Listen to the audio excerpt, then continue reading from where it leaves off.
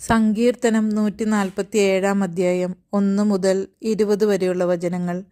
സർവശക്തനായ ദൈവം, കർത്താവിനെ സ്തുതിക്കുവിൻ. നമ്മുടെ ദൈവത്തിന് സ്തുതി പാടുന്നത് എത്ര ഉചിതം. കാരുണ്യവാനായ അവിടത്തേക്ക് സ്തുതി പാടുന്നത് ഉചിതം തന്നെ.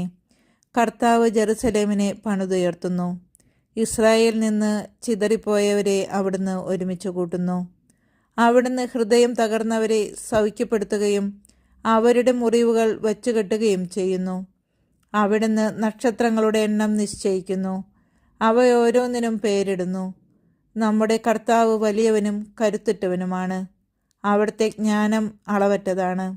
കർത്താവ് എളിയവരെ ഉയർത്തുന്നു, ദുഷ്ടരെ തറപറ്റിക്കുന്നു. കർത്താവിന് കൃതജ്ഞതാഗാനം ആലപിക്കുവിൻ. കിന്നരം മീട്ടി നമ്മുടെ ദൈവത്തെ സ്തുതിക്കുവിൻ.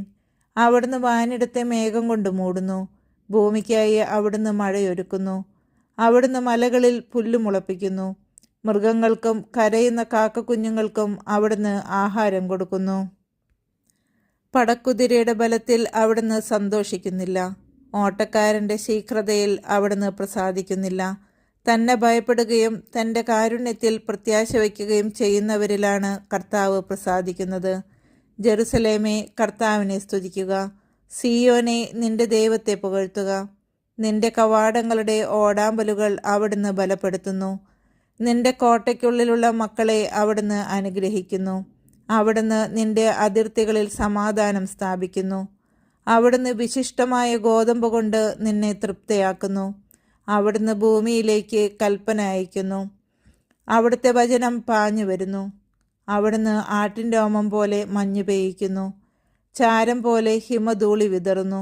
അവിടുന്ന് അപ്പക്കഷ്ണം പോലെ ആലിപ്പഴം പൊഴിക്കുന്നു. അവിടുന്ന് അയക്കുന്ന തണുപ്പ് ആർക്ക് സഹിക്കാനാവും? അവിടുന്ന് കൽപ്പന അയച്ച് അതിനെ ഉരുക്കിക്കളയുന്നു. അവിടുന്ന് കാറ്റിനെ അയക്കുമ്പോൾ ജലം ഒഴുകിപ്പോകുന്നു.